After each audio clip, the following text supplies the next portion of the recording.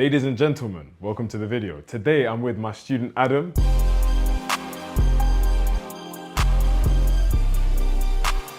Today we're going through Adam's entire journey from being a uni student to now making $20,000 in commissions in a single month and starting his own sales mentorship. Before we even dive into you getting into sales, Adam, I want you to give first and foremost an introduction into yourself, who you are as a person, how you grew up. Tell them everything, Adam. Give them the full story.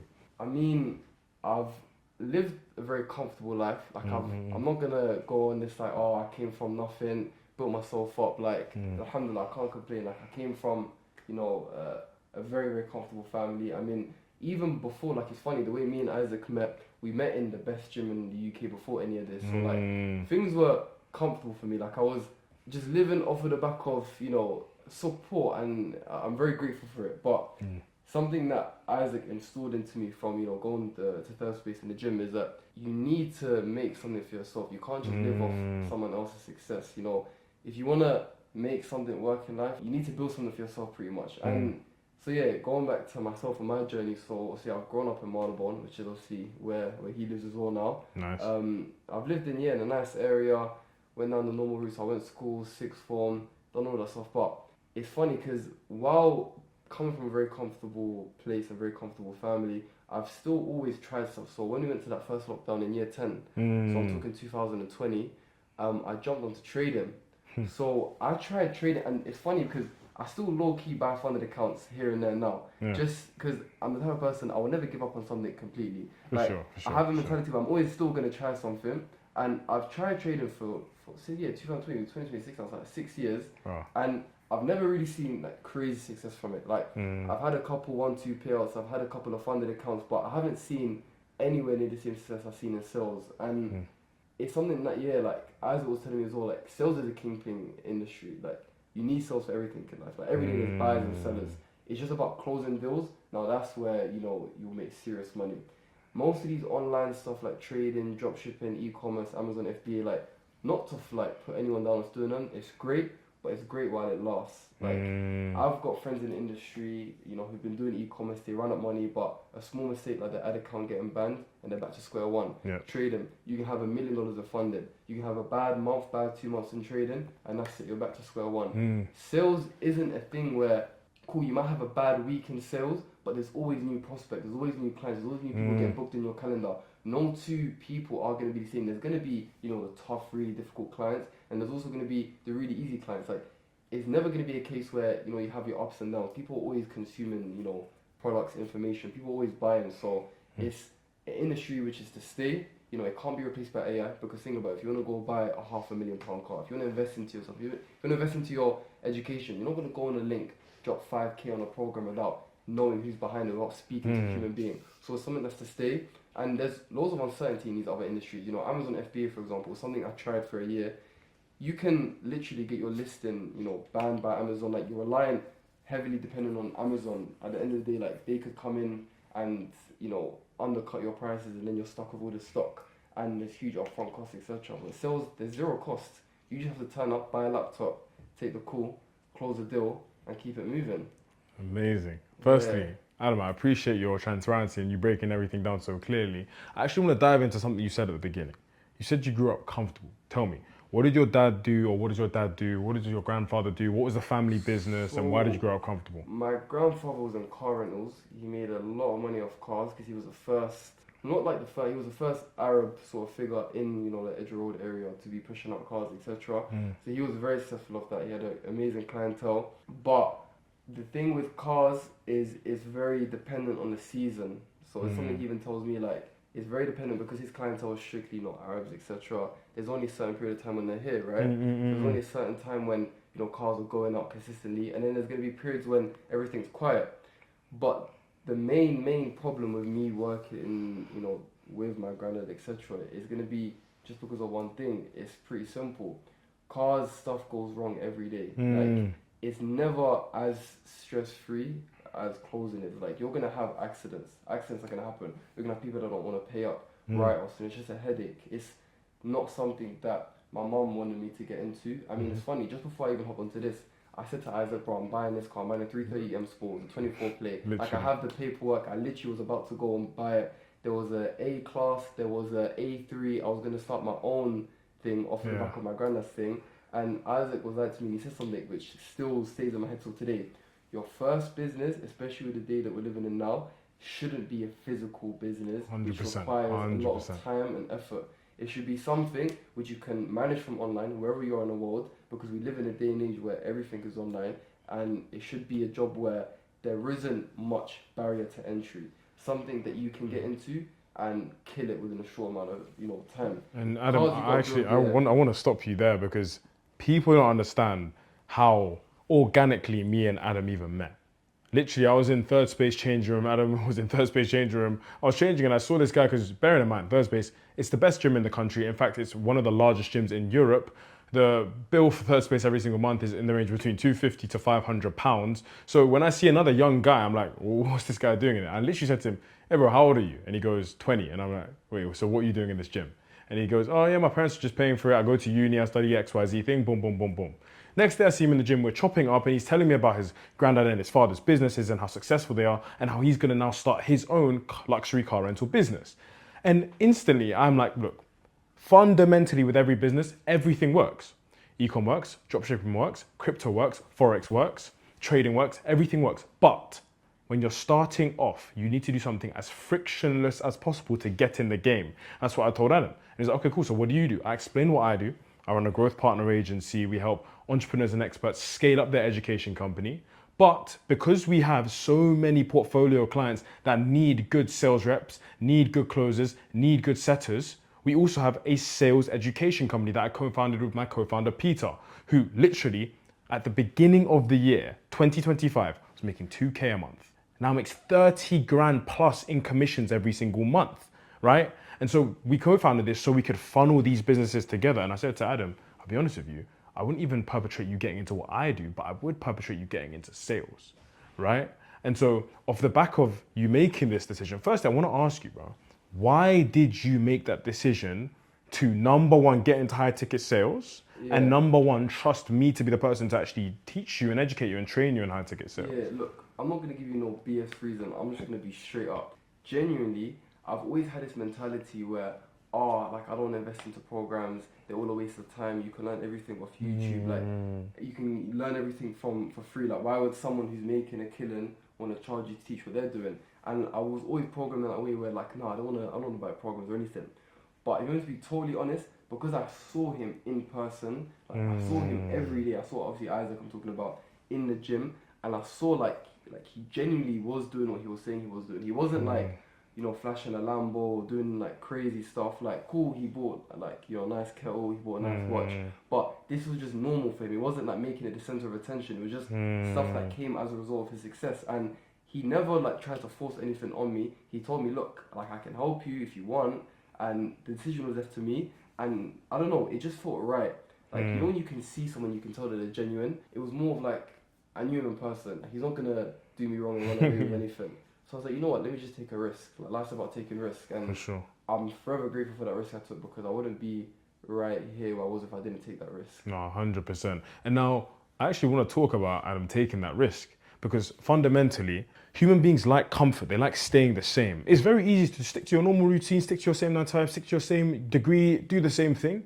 But you obviously said, do you know what? Despite me not wanting to be in a state of discomfort, I'm going to make a change to the degree when you wanted to join, you had to literally go to your mum and say, can I borrow some money and make this investment?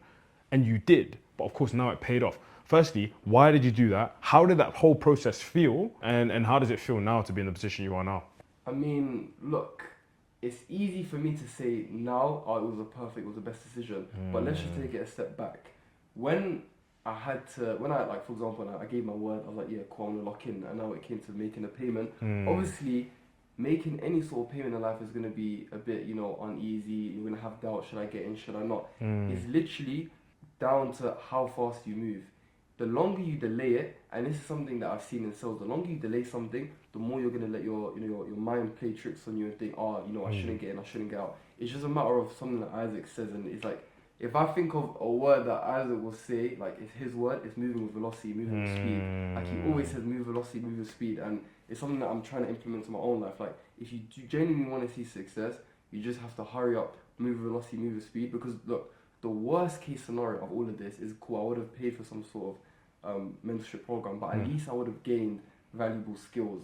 Now, the upside to it was obviously what has happened now. You know, getting placed on a wicked offer, making a kid and hitting 20k a month, and 100. that's just as a result of moving with velocity and moving with speed.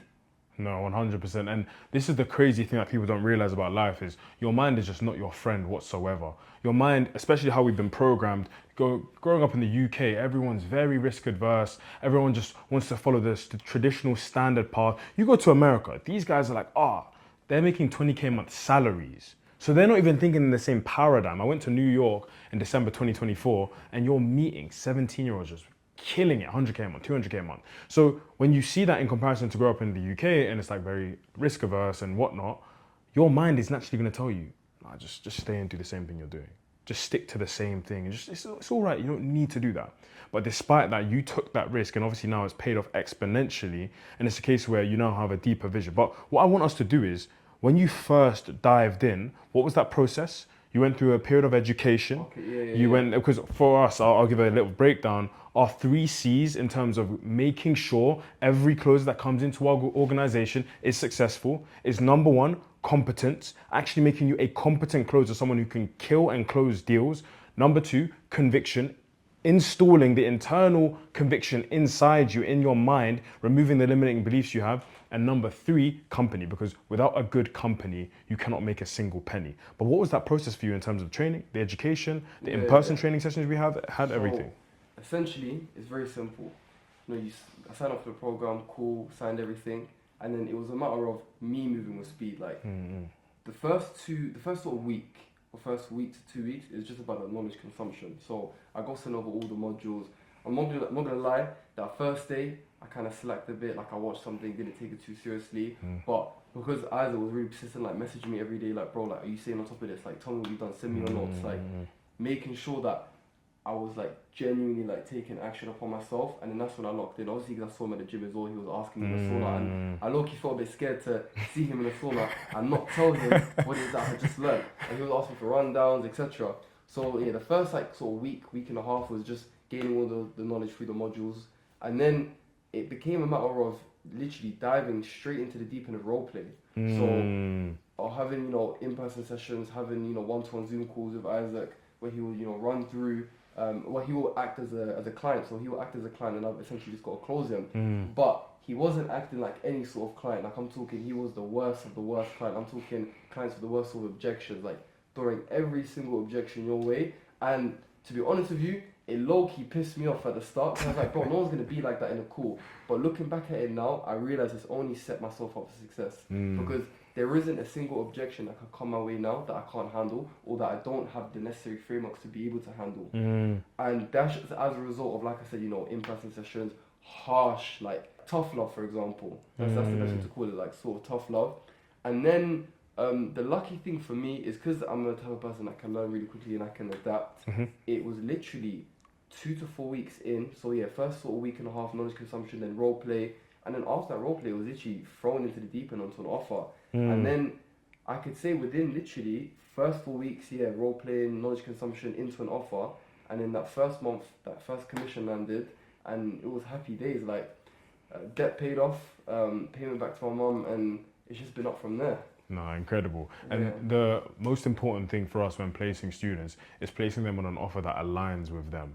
There's no point getting someone 100%. Who has no corporate background to train or place on a offer that has something to do with the corporate world. Or there's no point getting someone who's never ever even learned about trading or done trading in their life to then close on a trading offer. It makes zero sense, right? So for us, because Adam had spent, he told you, 6 years doing Forex trading and knew one of the offer owners personally, and we all went to the gym together, it was a complete perfect alignment for us to place him on a trading education company that we manage that's pacing over $300,000 this month.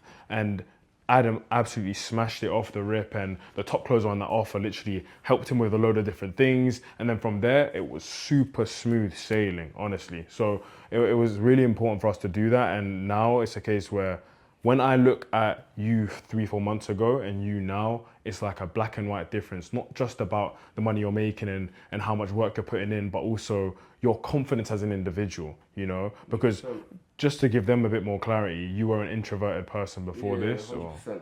Like, even in the gym, like, before that interaction with Isaac, I probably knew 2 individuals from that gym. Like, when I say new, like, not even new properly, like, oh, hi, like, giving salam and that's it. But after speaking to Isaac and after, you know, jumping into this whole sales stuff, I can confidently say I know every single person in the gym now. And not like know them, like actually know their names, know what they do, and can engage with conversations anytime I pass them, and I just built my network up from there.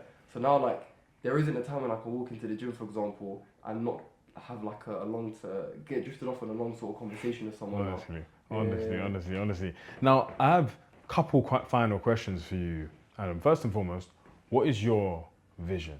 Where do you want to take this? Yeah. Where do you want to go? Where do you see 2026 panning out? Yeah. What do you want to achieve here? Look, one thing about me is I'm not so money orientated. Like, cool, money is amazing, but it's about what you do with that money. Now, something that I've, you know, in the works and I'm working on right now is I want to be able to teach other people who are lost and guided. So similar to myself, that don't know what they want to do with themselves in the future, whether they be in, you know, uni or whether they're just mature working professionals. Now I've teamed up with another serious closer, so that number 1 closer on the offer who actually, you know, helped me scale up to where I was, because it wasn't just a matter of, you know, being educated. It's also about, you know, getting real help from people in the industry as well. And now I'm looking to open up my own sort of, you know, mentorship program, teaching other people how to get into sales and replicate sort of my success. And that wouldn't have been possible without, number 1, taking that sort of first step, jumping into the industry, and then number 2, just working my ass off to be that, you know, that top closer that anyone can be. It's just a matter of, like, you're no different to me in a sense that the only difference between us is I took action and you didn't. You know, like, everyone can be a sales closer. Like, it's not a thing where you need to have a certain physique, you need to have a certain sort of look, you need to be from a certain demographic, or like, anyone can be a sales closer as long as you can speak. Like, provided you have a tongue and you can speak, you can literally close. Incredible. And you've got a very, very clear vision, a very beautiful vision.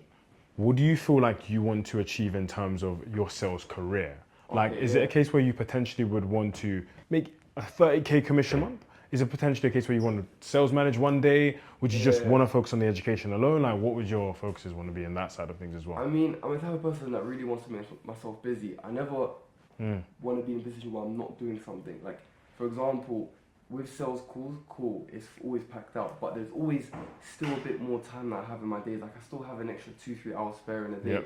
Now, that's the whole reason why we built, you know, this thing with my partner, where we're looking to teach people how to get into sales, because I just want to pack myself out. I never want to not be busy. I never want to be that type of person that's just sat at home chilling, or just sat with a bunch of money, because that has no purpose in life. Like, I want to be able to wake up every morning and be like, oh cool, I've got so much to do today, let me just get started. Nice. Because routines and having, you know, a lot of things to do is gonna protect you from any, you know, silliness like depression, anything. Just keeping yourself busy is probably the number 1 thing that anyone should, No, 100%. And I agree with the busyness thing, even with the depression thing, because Andrew Tate even says this. He's like, in order for a rocket ship to break the surface of the universe, you need to move with speed. 100%. If you're always doing something, how can you be depressed? There's nothing to think about. Exactly. Like, you're always moving. Oh, you've got a business call here, you've got a sales call there, you hit the gym now, you meet up with your friends, you have a business meeting. You're just moving. So, no, I completely agree with that. And my final question to you is this, Adam. There's someone watching this,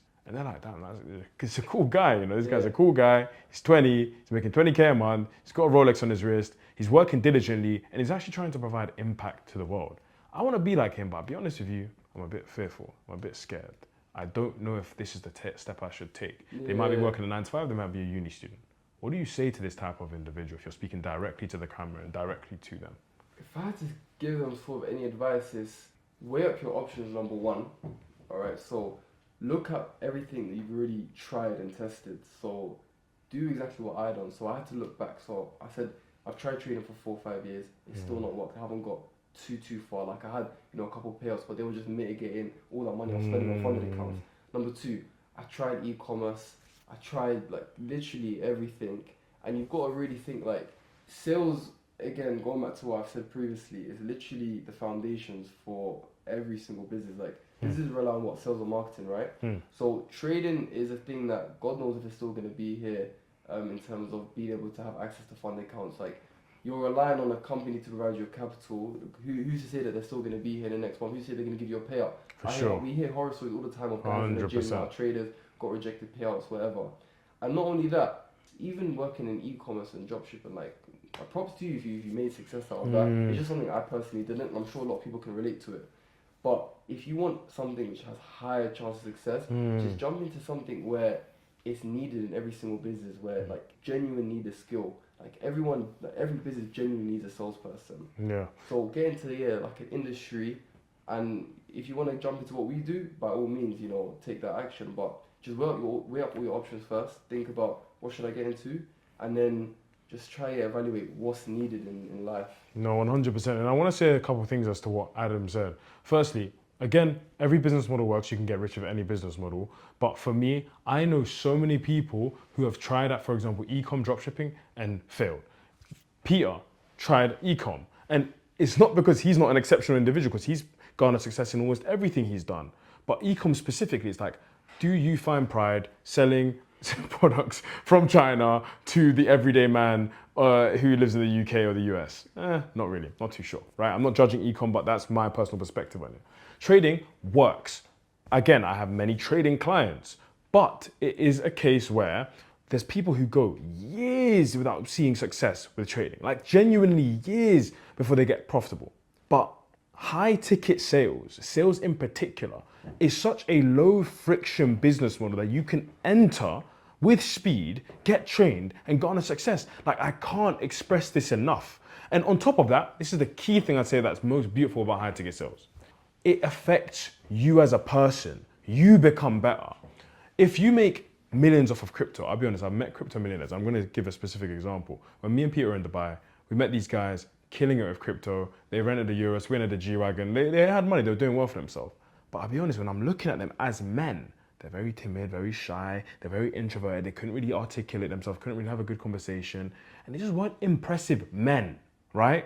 With sales, you become an impressive man because you understand how to communicate correctly. You understand human psychology. You understand who human beings are, right? And the final thing I'm going to say about sales is, and yes, of course, offer owners do matter, the offer does matter, but 90% of the time, it's on you. Peter said this in one of the most recent YouTube videos he filmed, and I found it very insightful. He said, with sales, people are looking about what's the best offer? What's the best offer? No, become the best closer and then you'll attract the best offer regardless, right? Do you think Peter needs to go and do a billion different interviews to find a closing offer? Absolutely not. Because of his credentials and because of who he is as a person and because of how he comes convicted on a call, he doesn't need to try. Right? He comes on one interview and he'll get the one interview. His first interview, he got his first closing role and he had never closed before because he just became a better person and became competent, right? That being said, Adam, brother, I'm really proud of you. Genuinely, I'm really proud of you. He's come a very long way and I'm excited to see what's next, man. I'm very, very excited to see what's next. Do you have any final words for the camera? Yeah, just stay true to yourself. Easy peasy. All right. If you are someone 9-to-5er, uni student, corporate individual who wants to get into sales, click the link down below. You'll either see a link to a masterclass that we'll be hosting every single Sunday, or you can just book in a call and expedite the process. That being said, it's been Isaac, it's been Adam. God made, God paid. See you later.